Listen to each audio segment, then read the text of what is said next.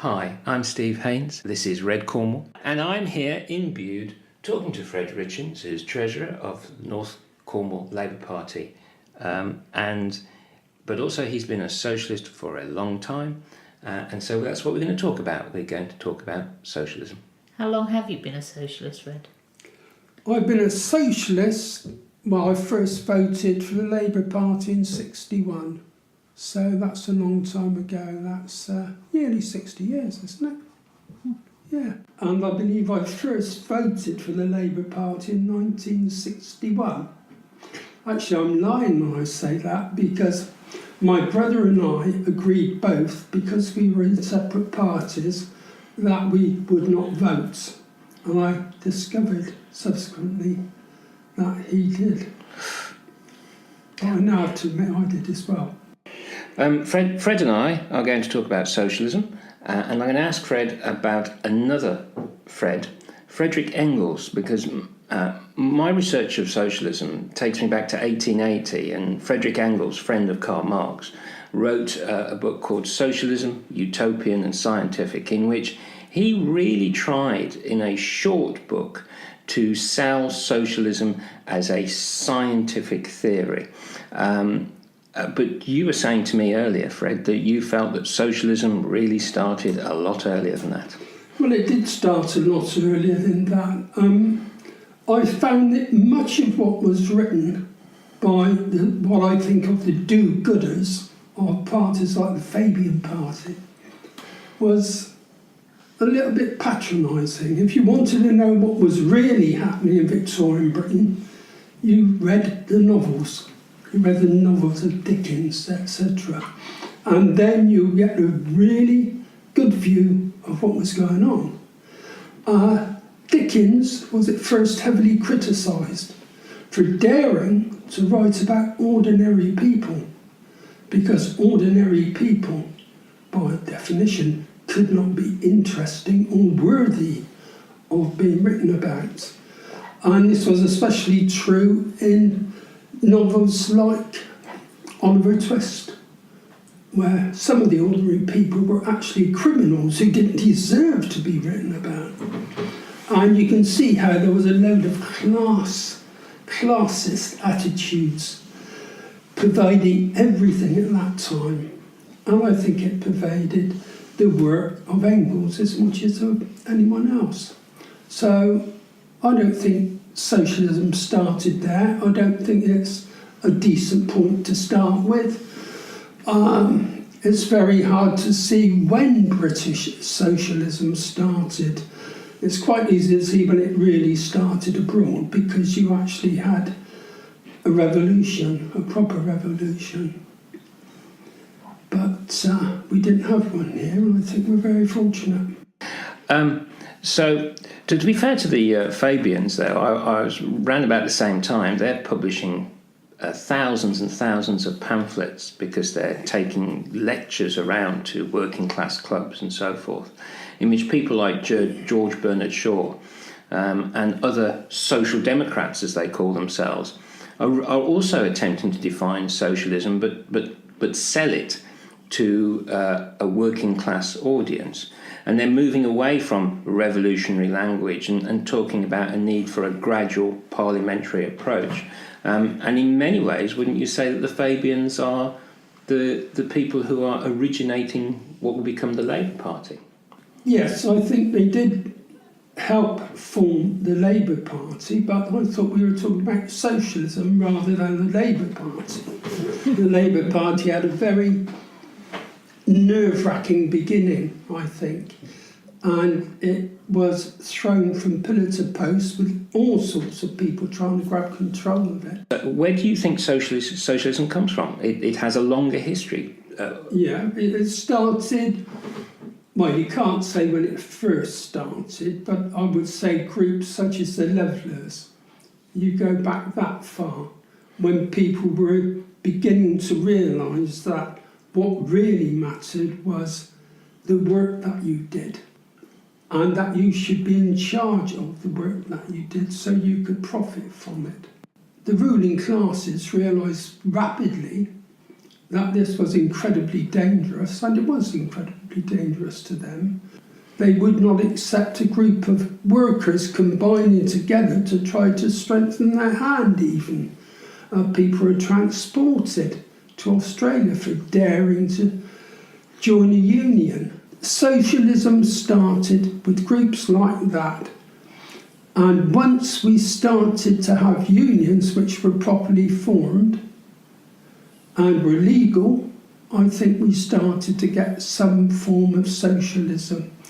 People started thinking about how to make the unions stronger, how to make them a better method of conveying socialism. The socialists weren't the only people working against society, though, were they? There was another bunch of people, so let's call them entrepreneurs. And you could say that there was a capitalist revolution in society, that things changed massively from the feudal rulers that the levellers and so forth were rebelling against. And we did have revolutions. We had revolutions in France, we had a revolution in America. Yeah. And they were talking about freedom, the rights of man and so forth. How was that fundamentally different from what you're proposing as a workers' rebellion? I think the rights of man is a brilliant way of underpinning everything. But I'm not aware that within France there was any strong union structures at the time of the revolution or for a long way after. In fact, I think that the leaders of the revolution would have thought this was an attempt to steal their authority. And I think it would have been another group of people to be guillotined. I don't think that was much to do with the sort of socialism that we developed in Britain eventually.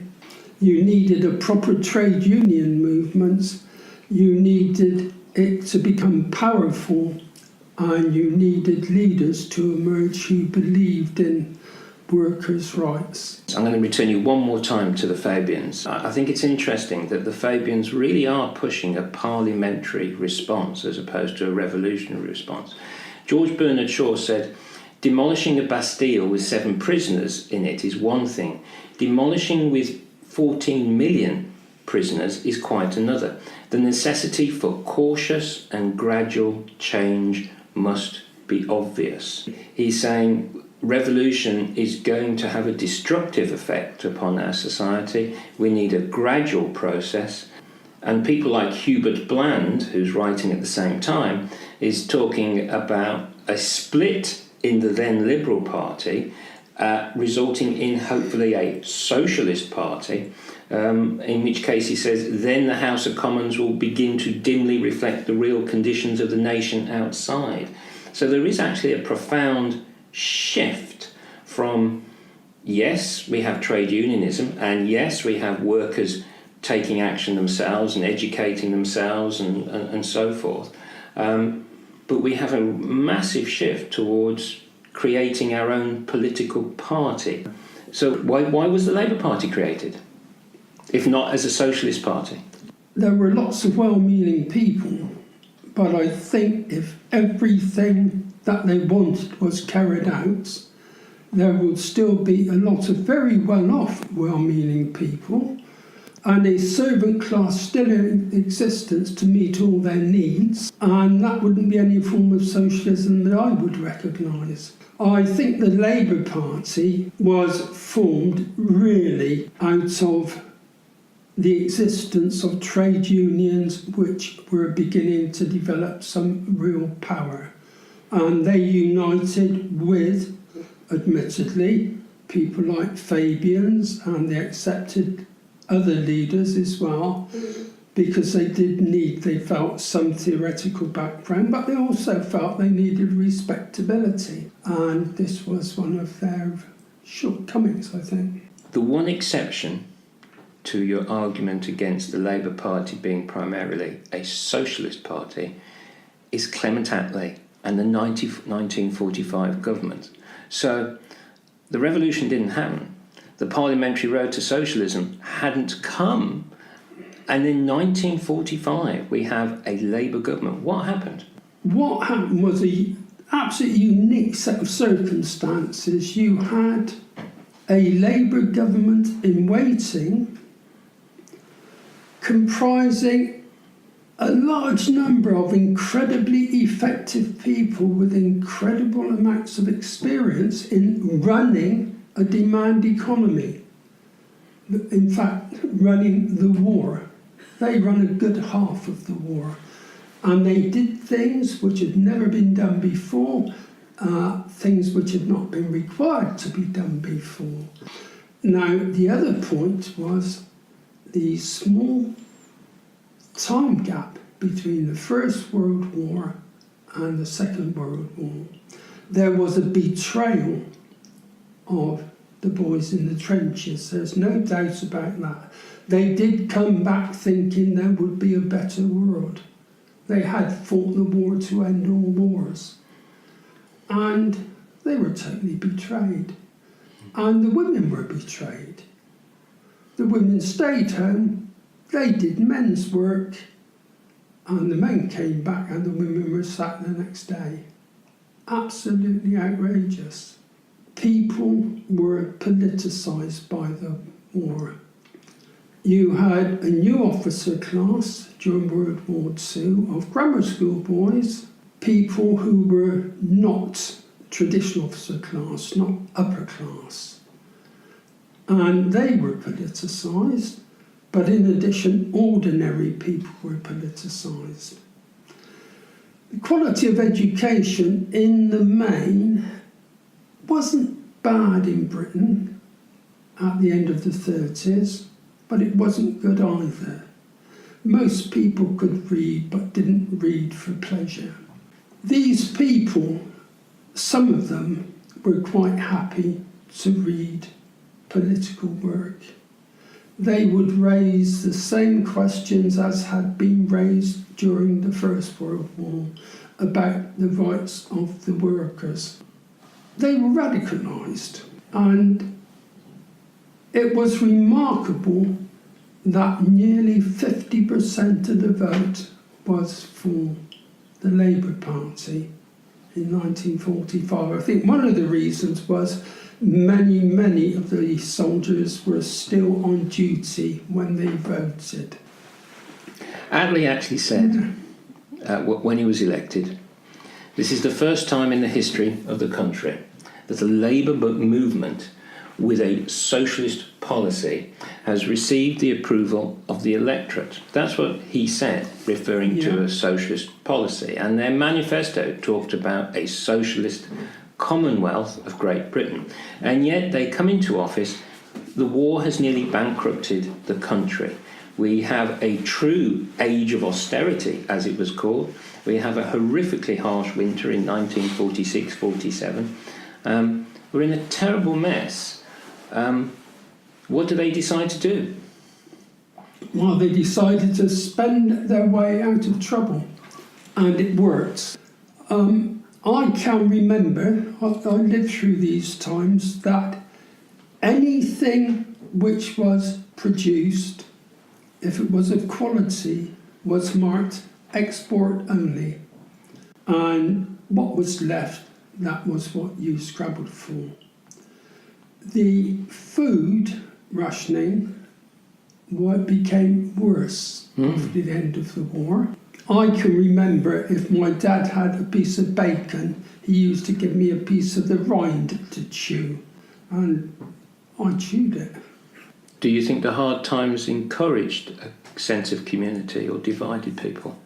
All I do know is that increasingly I became aware, I was only a little boy, I became aware of something called the black market.